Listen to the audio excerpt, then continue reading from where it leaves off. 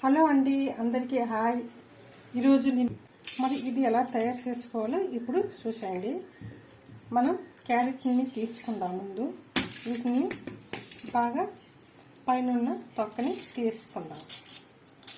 నీట్గా దీనిపైన ఉన్న మొత్తం తొక్కని ఇలా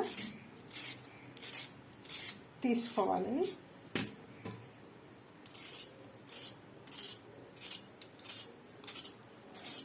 ఇక ఇలా అన్ని క్యారెట్ని కూడా ఇలాగే మనం నీట్గా అన్ని క్యారెట్ ఈ మొత్తం క్యారెట్ని తొక్క మొత్తం మనం నీట్గా పైన ఈ తొక్క తీసుకుందాం. అయితే ఇప్పుడు మనం ఈ క్యారెట్ పైన ఉన్న తొక్క మొత్తం శుభ్రంగా తీసుకున్నాం. ఇప్పుడు దీన్ని మనం బాగా కడిగించుకొని ఇప్పుడు ఈ క్యారెట్ పైన తొక్క తీసి ఇవి నీట్గా మనం కడిగించుకున్నాం కదా. ఇప్పుడు దీన్ని బాగా చిన్నగా కట్ చేసుకుందాం. మీ ఇష్టం, మీకు నచ్చే సైజులో కట్ చేసుకోవచ్చు. ఇలా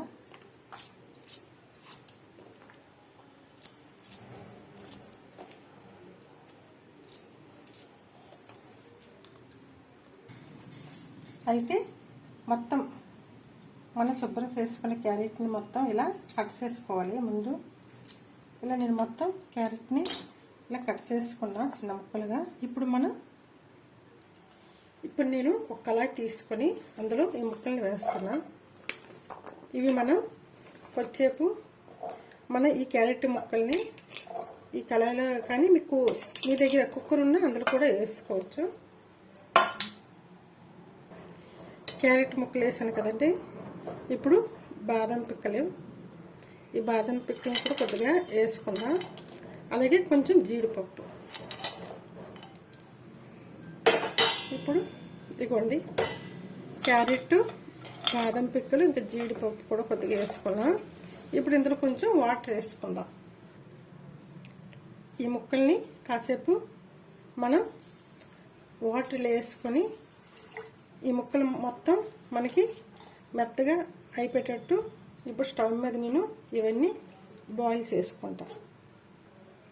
ఇప్పుడు మనం స్టవ్ ఆన్ చేసుకుందాం. స్టవ్ ఆన్ చేసాం కదా.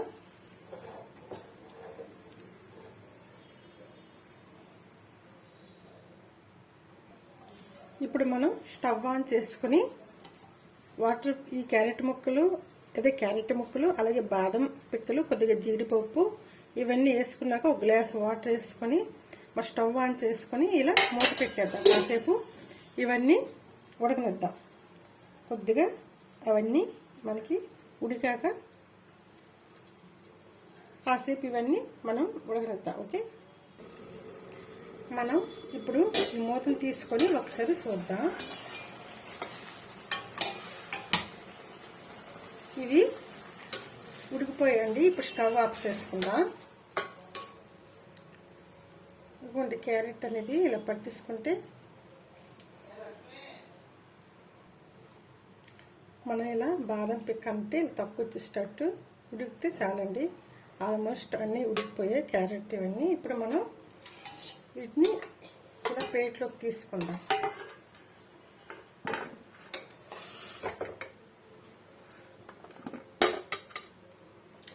ఇప్పుడు మనం క్యారెట్, బాదం అన్నిటినీ ఒక ప్లేట్లో తీసుకున్నాం కదా. ఇవి కొంచెంసేపు చల్లగా అయితే వీటి తొక్కలన్నీ తీసుకుందాం. ఇలాంటి వచ్చేస్తాయండి. బాదం పిక్కల పైన ఉన్న తొక్క అనేది ఇలా అంటే మనకు వచ్చేస్తుంది. ఇలా బాదం పిక్కల పైన ఉన్న తొక్క మొత్తం ఇలా తీసుకుందాం. ఇలాంటి వచ్చేస్తుంది ఈజీగా.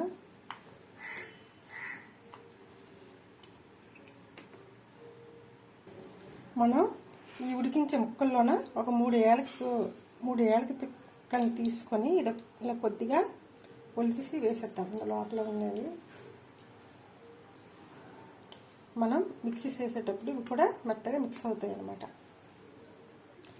ఈ ఏలకి పిక్కలు వేయడం వల్ల ఈ క్యారెట్ జ్యూస్కి మరింత టేస్ట్ వస్తుంది అన్నమాట. ఒక 3-4 వేసు. ఇప్పుడు ఇవన్నీ బాగా చల్లగైపోయాయి కదా. మనం మిక్సీ జార్లోకి తీసుకుందాం. వీటన్నిటిని మిక్సీలో వేసుకొని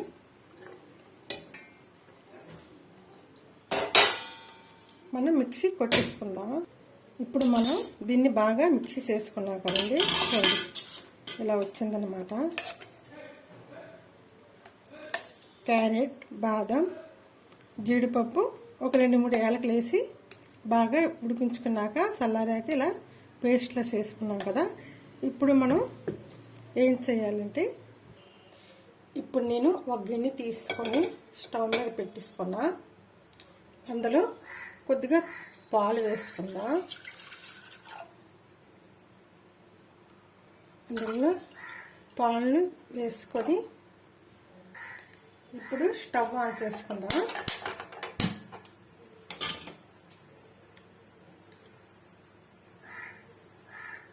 ఇలా పాలు అనేవి కొంచెం వేడి అవ్వాలన్నమాట బాగా. అలాగే మీ ఇంట్లో ఎవరైనా చిన్నపిల్లలు ఉంటే వాళ్ళకి కొద్దిగా తీగా ఉంటే తాగడానికి ఇష్టపడతారు కదా, అందుకని నేను కొద్దిగా బెల్లాన్ని ఇందులో వేసుకుంటాను. ఈ పాల్లో కొంచెం వాళ్ళకి టేస్ట్గా ఉంటుంది కదా చిన్నపిల్లలు. బెల్లం వేస్తే షుగర్ బదులు బెల్లం వేసుకుంటే మంచిదన్నమాట. మనం బెల్లాన్ని వేసుకున్నాం కదా, కొద్దిగా ఇలా కలుపుకుంటే ఆ బెల్లం ముక్కలు అనేవి మనకి కరిగిపోతాయి అన్నమాట. ఇలా గుండుగా ఉండే గరిటె అయితే మనకి చాలా ఈజీగా ఉంటుంది అన్నమాట కలుపుకోవడానికి. ఇప్పుడు మనం ఈ పాల్లో ఈ క్యారెట్, బాదం, జీడిపప్పు వేసుకునే దీన్ని వేసుకొని ఇలా కలుపుకుందాం. కలుపుకుంటూ ఇలా వేసుకోవాలి.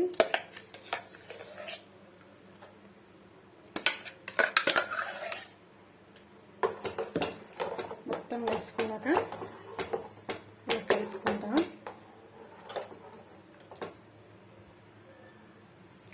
మనం ఈ క్యారెట్, బాదం, జీడిపప్పు వేసుకున్న పేస్ట్ వేసాక ఇలా బాగా కలుపుకొని కొద్దిసేపు మనం ఇవన్నీ